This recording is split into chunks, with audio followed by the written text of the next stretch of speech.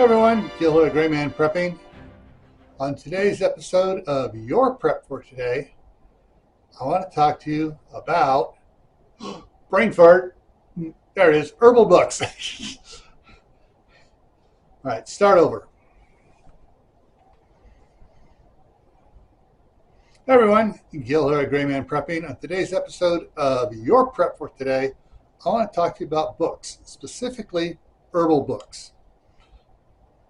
There are all sorts of herbal books. Some are totally complete, covering all aspects. Some are just aimed directly at certain things. Some are aimed at medicines. Others are aimed at spices and herbs and stuff. And others are aimed at just at growing them. So figure out what sort of herbs you're thinking about growing and using and saving and preserving and setting up as medicine. All right.